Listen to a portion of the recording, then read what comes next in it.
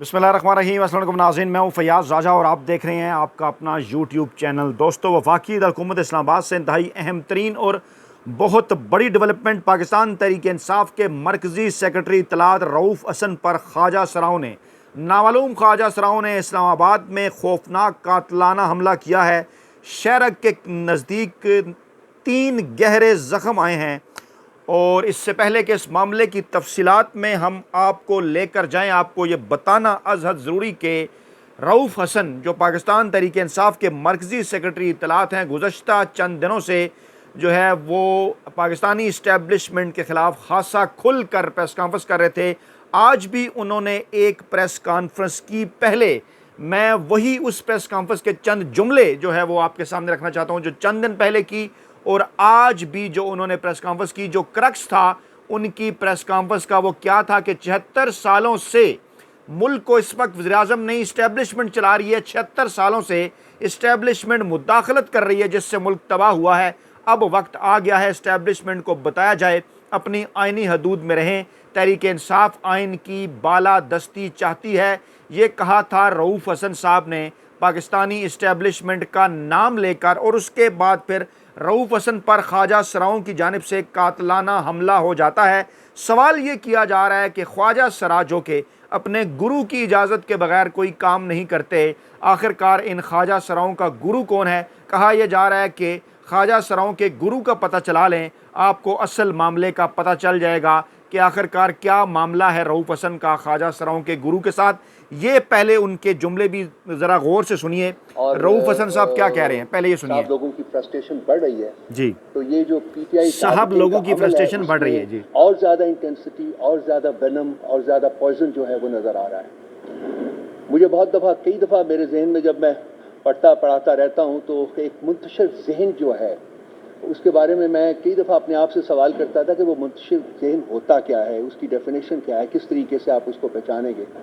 तो आज जब मैंने ये प्रेस कॉन्फ्रेंस सुनी, और आज मैंने सुनी क्योंकि मैं यूजुअली तो कोशिश करता हूँ कि ऐसी चीज़ों से अपने आप को बचा के रखूँ जिनमें कोई मवाद ना हो, कोई सब्सटेंस ना हो, कोई मीनिंगफुल चीज़ ना हो, वक्त का ज़्या हो।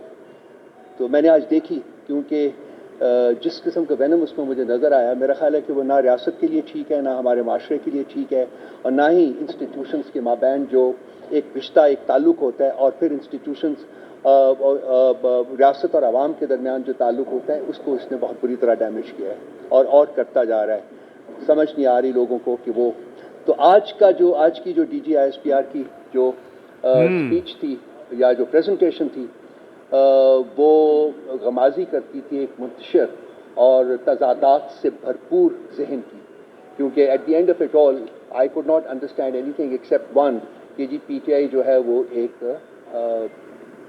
मतलब जो भी उसको कह लीजिए आप, वो जमात है। मुझे समझ नहीं आई कि इतनी फ्रस्ट्रेशन क्यों है और क्या वो फैक्टर्स हैं जो कि इनको बार बार प्रोपेल करते हैं कि वो इस किस्म की स्टेटमेंट्स दें जो कि जिनका कोई रैशनल ना हो, कोई लॉजिक ना हो। सबसे ज़्यादा मज़ाक़ा खेज़ चीज़ जो आज उन्होंने कही कि जी जमहूरियत को कोई ख़तरा नहीं है। भाई, ख़तरा उस चीज़ को होता है जो मौजूद हो, जो चीज़ मौजूद ही ना हो उसको क्या ख़तरा हो सकता है। तो ये इनके जहन की पैदावार है कि इस मुल्क में जमहूरियत है, इस मुल्क में इस वक्त शख्सी आमरीत है, एक 1% डिक्टाट है जिसकी बेसिस के ऊपर ये मुल्क चलाया जा रहा है, और ये ज़्यादा देर तक चल नहीं सकता, ये अनरेवल होगा बहुत जल्द। क्या कहा गया है? इमरान खान का बयानिया रऊफ़ हसन साहब बड़े भरपूर तरीके से पाकिस्तानी अवाम के सामने गुज़श्ता चंद दिनों से रख रहे थे।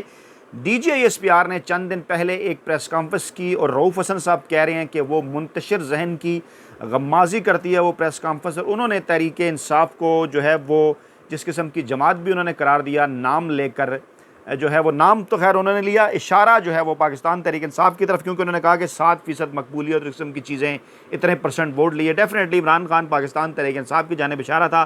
तो उन्होंने वाज़े किया कि मुझे नहीं पता कि फ्रस्ट्रेशन किस बात की है। अब इस किस्म की जब उन्होंने प्रेस कॉन्फ्रेंस की और फिर गुज़श्ता चंद दिनों से जो वो प्रेस कॉन्फ्रेंस कर रहे हैं, आज भी जो प्रेस कॉन्फ्रेंस उन्होंने की जो है वो ख़ास तौर पर मौजूदा सूरत हाल के अंदर जब जजेस को, अदलिया को डराया और धमकाया जा रहा है, तो ऐसी सूरत हाल के अंदर इस किस्म का हमला होना ये जनाब बड़ा ही मानी खेज़ है। और चंद दिन पहले भी, कल के मुतालिक भी जिक्र किया जा रहा है। पहले मैं ये फुटेज आपके सामने रखना चाहता हूँ। पहले ये फुटेज देखिए किस तरह से ये GNN TV के बाहर से ये आ रहे थे, निकल रहे थे और ये उनके ऊपर हमला हुआ। गौर से ज़रा फुटेज को आप देखिए किस तरह से ये प्लान था, किस तरह से प्लांटेड था। एक ख्वाजा सरा आता है, उनके साथ बहस करता है, ठीक है, उनके साथ उलझने की कोशिश करता है। वो देखिए बाकी फिर ख्वाजा सरा आ रहे हैं। चादर के अंदर एक ख्वाजा सरा है। जो ऐनी शाहिदीन है वो ये बात करते हैं कि चादर के अंदर हाथ में ब्लेड छुपाया हुआ था, वो ब्लेड से हमला करते हैं। और अब जो बयान आया इसके ऊपर वो भी हम आपको बता रहे हैं कि शहर खुदा न ख्वास्ता शहरग काटने की कोशिश थी, यानी बाकायदा तौर पर कातराना हमला था। शहरग से इंतहाई नज़दीक, यानी ये शहरग है और इधर गाल के करीब उन्हें 3 गहरे ज़ख्म आए हैं। कौन है जो इतना ज़्यादा परेशान है, आखिरकार क्या वजह है, ये आप देख सकते हैं सारी वीडियो के अंदर कि किस तरह से ये सारी कार्रवाई जो है वो डाली गई। एक और फुटेज मैं आपके सामने रखता हूँ, अगर वो मेरे सामने आती है, जिसमें मैं आपको बताता हूँ कि जनाब किस तरह से ये कहा जा रहा है कि ये हमला इससे पहले भी करने की कोशिश की गई। पहले मैं इसके ऊपर कुछ रद्द-ए-अमल और कुछ ट्वीट्स मैं आपके सामने रखता हूँ, क्योंकि आज बात तो हमने करनी थी, अहम तरीन और बड़े केसेस थे पाकिस्तानी अदालतों के अंदर, लेकिन ये मामला हो गया और इस मामले के ऊपर फिर ये ज़रूरी था कि जनाब ये पहले मामला जो है वो आपके सामने रखा जाए, क्योंकि दीगर मामलात भी अहम हैं, जिसमें शायर अहमद फ़रहाद का केस था, साइफ़र का मामला था, टेरियान का केस, उसकी तफसीलात अगली वीडियो में हम आपके सामने रख देंगे। जनाब अज़हर मशवानी साहब ने कहा कि हमला करने वाले नामालूम ख्वाजा सरा हैं, तो उनका गुरु कौन है, अहम तरीन बात इन्होंने पूछी। अच्छा, उसके बाद जनाब जो है वो हमाद अज़हर साहब ने ट्वीट किया। उन्होंने कहा कि नामालूम अफराद का मुबैना तौर पर आज का हथियार जो रऊफ़ हसन पर हमले के दौरान इस्तेमाल हुआ घबराहट अरूज पर है। ये जनाब ब्लेड है, वहीं पर सड़क के ऊपर गिरा हुआ आपको नज़र आ रहा है। इस ब्लेड का इस्तेमाल किया गया और फिर इसको फेंक कर जो है वो यहाँ से फ़रार हो गए। जो ख्वाजा सरा थे वो चले गए। लेकिन फिर वही अहम मामला कि रऊफ़ हसन पर ख्वाजा सराओं का हमला ये बात ज़ाहिर करता है कि उनका गुरु बहुत परेशान है। डेफिनेटली क्यों मैंने ऐसे कहा, मैंने चंद अरसा पहले जियो न्यूज़ के लिए ख्वाजा सराओं की ज़िंदगी पर एक रिपोर्ट बनाई थी, तो उसमें मुझे ख्वाजा सराओं के गुरु अलमास बोबी ने यह बात बताई कि जो ख्वाजा सरा हैं, जो हिजड़े हैं, जो खुसरे हैं, वो माई बाप का दर्जा देते हैं अपने गुरु को। उनकी ज़िंदगियों में ये बात तय है, ये बात लाजिम है, उनके लिए गुरु ही सब कुछ है, उनकी बात उनके लिए हरफ़ आखिर है। गुरु की इजाज़त के बगैर वो एक कदम भी नहीं उठाते। तो इसलिए यकीनी तौर पर ये जो उन्होंने हमला किया है, किस तरह से हो सकता है कि ख्वाजा सराओं का गुरु जो है, नामालूम ख्वाजा सराओं का गुरु जो है वो अपने ख्वाजा सराओं की इस हरकत से आगाह ना हो। यकीनी तौर पर जो है वो अगर जानना चाहते हैं कि इसकी वजह क्या है तो गुरु तक पहुँचना होगा।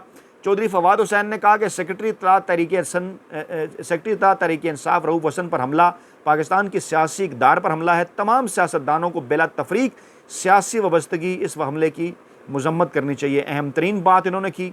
सालार सुल्तान जई साहब ने कहा कि सबूत आ गए हैं कि रऊफ़ हसन साहब ने बहुत दिलेराना, जामे और हक़ाइक़ पर मबनी प्रेस कॉन्फ्रेंस की थी। वो मैंने आपको कहा ना, ये बात मैं नहीं कर रहा, ये इस वक्त पाकिस्तान तहरीक इंसाफ भी कह रही है और सोशल मीडिया के ऊपर भी ये बात चल रही है कि चंद दिन पहले तो वो पाकिस्तानी इस्टेब्लिशमेंट के हवाले से हक़ाइक़ पर मबनी एक प्रेस कॉन्फ्रेंस कर रहे हैं, टीवी चैनल्स के ऊपर बैठ कर कह रहे हैं। वो कह रहे हैं इस्टेब्लिशमेंट मुल्क चला रही है, 76 सालों से वो पाकिस्तान के मामलात के अंदर मुदाखलत कर रही है, जब तक वो पीछे नहीं हटेंगे पाकिस्तान के मामलात बेहतर नहीं होंगे। आज उन पर हमला, सवालात तो उठते हैं।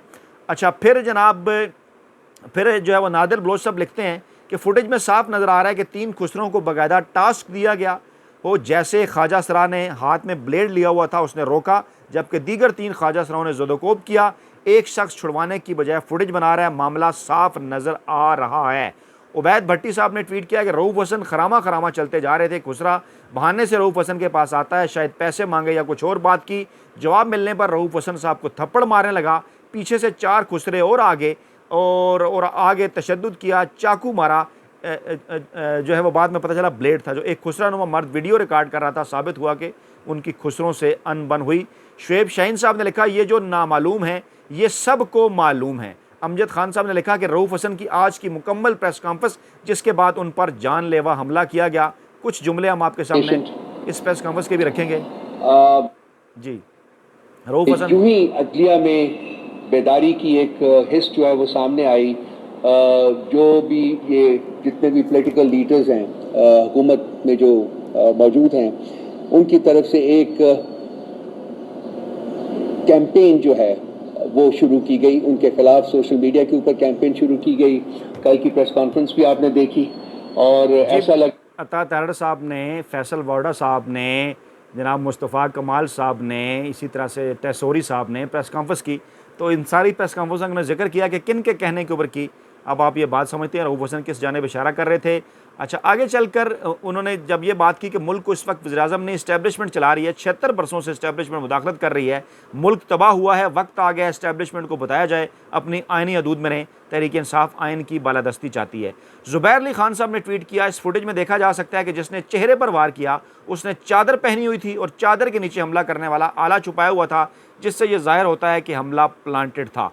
असद कैसर ने लिखा कि पाकिस्तान तहरीक इंसाफ के सेक्रेटरी इन्फॉर्मेशन रऊफ़ हसन पर नामालूम अफराद के हमले की शदीद अल्फाज में मजम्मत करता हूँ। मुल्क में इस वक्त तहरीक इंसाफ और शहरियों के खिलाफ तशद्दुद और जैली एफ़आईआर के साथ पाकिस्तान बदतरीन फस्तैयत की तरफ जा रहा है। जब रियासत इखलाकी इख्तियार खो देती है तो तशद्दुद पर उतर आती है। रऊफ़ हसन पर तशद्दुद के वाक़े में मुलव्वस नामालूम अफराद को जल्द अज जल्द गिरफ्तार करके कानूनी कार्रवाई की जाए। जब रियासत इखलाकी इख्तियार खो देती है तो तशद्दुद पर उतर आती है। यानी उन्होंने वाज़ेह किया कि हमला रियासत की तरफ से है। ये मैं बात नहीं कर रहा, असद कैसर साहब ने कहा। और रियासत किसको कहा जाता है पाकिस्तान में, आपको पता है। मोनो सलाई साहब ने कहा रऊफ़ हसन साहब पर हमला नहायत ही घटिया हरकत है, इस हमले से ना रऊफ़ साहब डरेंगे और ना ही PTI। कासिम खान सूरी ने लिखा मर्कजी सेक्रेटरी इत्तलात पाकिस्तान तहरीक इंसाफ रऊफ़ हसन पर निजी TV चैनल के दफ्तर के बाहर नामालूम अफराद का हमला, पाकिस्तान में फस्तैयत का बदतरीन दौर जारी है। इमरान खान साहब ने कंडेम किया, थोड़ी देर पहले उन्होंने कहा strongly condemn the cowardly attack on Rauf Hassan, our party's information secretary. The entire nation knows who is orchestrating these attacks on our leadership.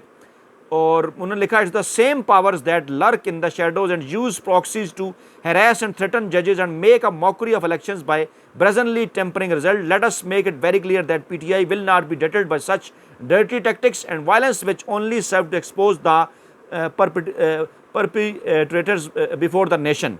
जो इसके मनसूबा साज हैं कौम के सामने आएंगे। सबको इस बात का अंदाज़ा है, पता है वही हैं जिन्होंने इलेक्शन के अंदर धांधली की, वही लोग हैं जो डराना चाहते हैं। सबको इन बात का पता है इनकी किसकी प्रॉक्सीज़ है। इमरान खान ने भी वाज़ेह तौर पर इस बात की तरफ इशारा किया।